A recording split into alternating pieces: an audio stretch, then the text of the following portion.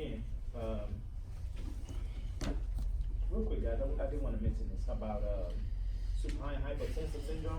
So a way to prevent that would be to turn the patient, guys. I'm on image 3 on page 309, figure 11.3, and you can see how when a patient's supine, you can see how that IVC is being crushed or being pushed. Think about how we're doing an exam, how easy it is to push that IVC down. Think about Myra and Samin, how easy it is to push their aorta and IVC down. Same thing. Remember, like I don't want my aorta to be oval. You push it down, how easy it is. So you have something permanently pushing it down, and you're supine, laying on your back. All the gravity is gonna go posterior, right? So that fetus or that uterus is gonna be pushing on the IVC. So the best way to get rid of that is to turn the patient in the left lateral decubitus. Left lateral meaning the left side is down. So now that uterus falls over to the left side a little bit, off of the right side, so that blood can get back to the heart. Okay. I did mean to mention that. Okay. And again, that happens late in gestation when the baby's big, when the baby, third trimester. All right. So let's talk about seizures, guys. Seizure, again, know all of my terms, know all of my key term definitions. Syncope, pulmonary embolism, seizure. Okay? Know those terms. Alrighty? Cerebrovascular accident, stroke. Okay?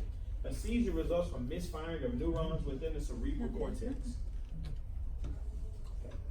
They typically alter consciousness and may last for several minutes or only seconds. Again, when my patient had a seizure, it was maybe like 15 seconds. It wasn't a long time, but it felt like 30 minutes because you're not used to seeing that. It's a new experience. Okay. They are associated with severe stress, trauma, brain tumors, and brain tumor removal, and birth trauma. Birth trauma meaning it's congenital. Some people are not congenital, or maybe the person was born breech. So that's why we have to, if they come out by the head, sometimes the doctor will pull them by the head to get them out of there. That's why you have to do the neurosonology or do the brain scan on the baby. Especially every time they come out breech, they're doing an ultrasound for the baby's brain. Okay. Seizures can be triggered by odors or flashing lights, or may be random. I remember watching a movie where it could happen to any of us. They were doing an experiment with like lights flashing, and it was sending a whole lot of people into seizures. I don't know I forgot what movie that is, guys. I'm always have a nice reference, but I can't never remember what it is. Like a Pokemon movie or something. Pokemon? Hey, get out of here. It's a real movie. It was a cartoon. Oh, it wasn't a cartoon. I forgot what it was. It's a movie I grew up on in the 90s or something like that. Okay. That's why we use photic test for seizure test. So we say different light with different frequency in 3 minutes to see how patient react. So if patient have seizure, they will show. So y'all inducing seizures over there, huh? Yeah. Okay. Where you working at? It's just experience. I learned from them. Okay. Yeah. In there learning. Yeah. Okay.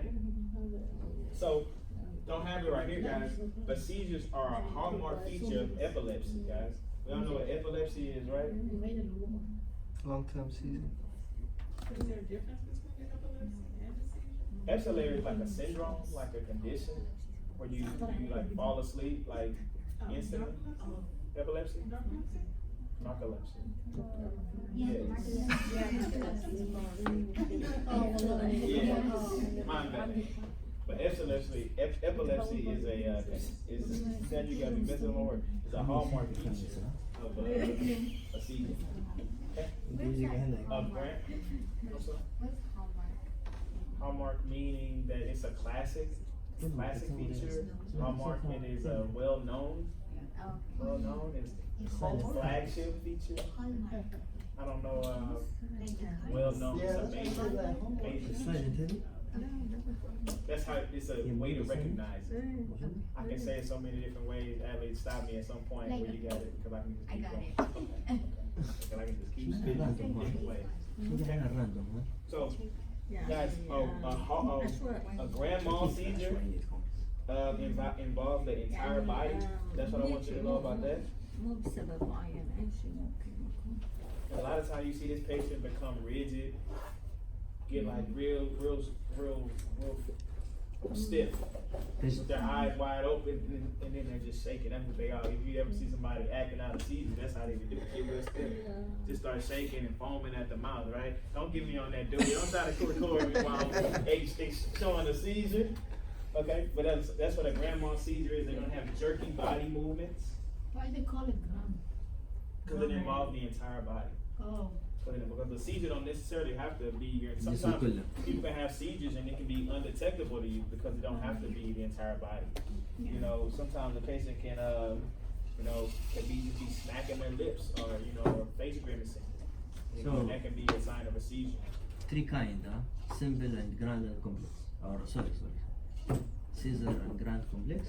Three. Grand mal just means it involves the entire body. Complex, maybe a couple of areas in it, maybe your eyes and your lips. Simple meaning maybe just one. Think about a simple cyst versus complexes. Simply mean for the duration or for just one part? Just for one part. Just for one part. According to this, just for one part. I'm not a seizure expert. So again, complex seizures and simple seizures may not be easy to detect with visual exam. Because sometimes, like I said, somebody could be suffering a seizure right in front of you. You don't even realize it. Okay, but you'll know a grand mal seizure because their whole entire body will be affected by it. Okay. So would both types be a code blue? Definitely. If a patient's condition changes from alert to doing something unusual, I can't say exactly what that is, and because I don't know what a patient may be doing. To make me feel like you'll get that feeling. You'll get that feeling. I'll say, be like, hold up, something not right about this. Let me do blah blah blah. Sometimes I feel like if you call code blue, people come faster. Yeah, people gonna come. You gonna see people run down. I was just when I went to the hospital the other day to get my TB skin test read. I had to get to the side because a whole bunch of people running down the hall for a code blue when I got there.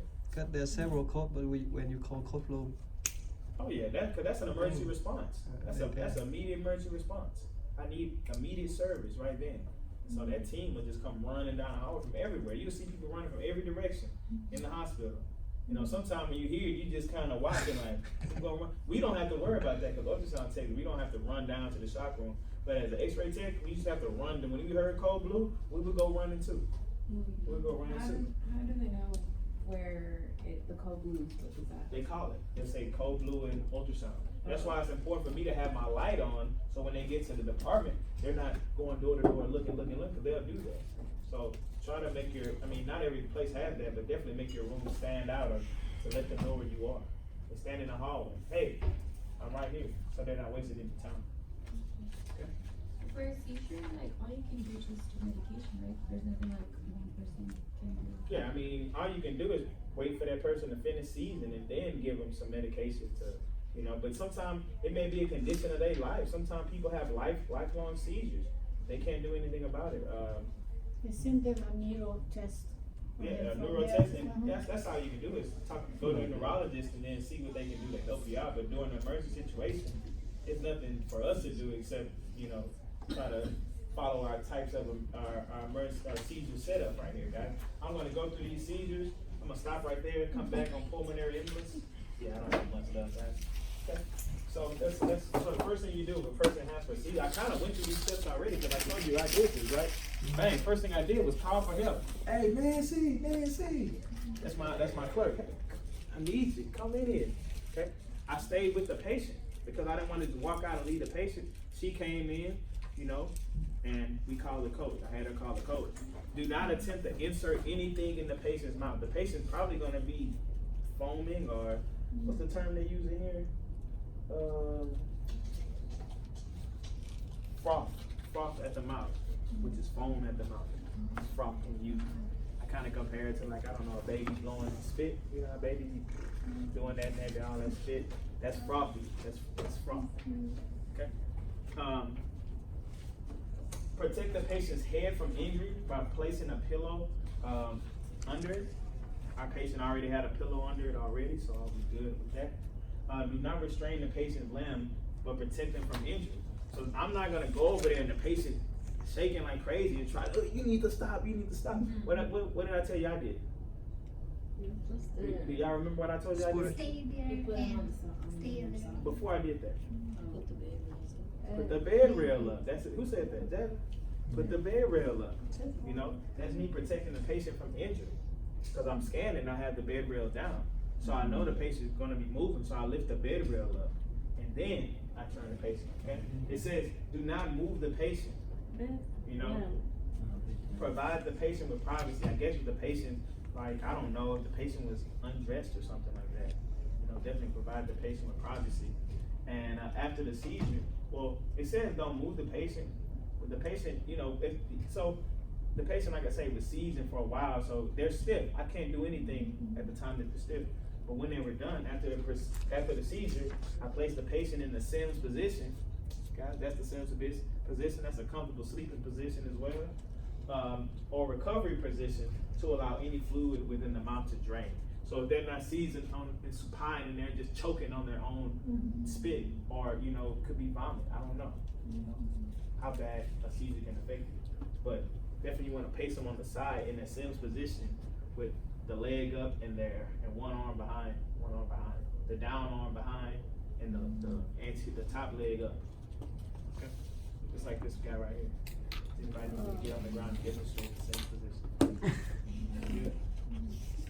Okay. And what about the mouth? I hear they bite. I'm laughing there. Yeah, they do bite their tongue. Yeah, they can. That's why you don't stick anything in the patient's mouth, you know? We should put something so they don't bite. Don't get in no trouble, Mrs. Spears. That's the old way of One-way ticket to the front door, getting escorted by security. Don't get escorted by security off the premises, alright? I'm trying to help you keep your job. You know, so follow my steps. Follow my steps. That's also in the book right there, guys. Guys, tomorrow we're gonna continue on pulmonary embolus, TBA, and diabetic emergencies, alright? Enjoy your day.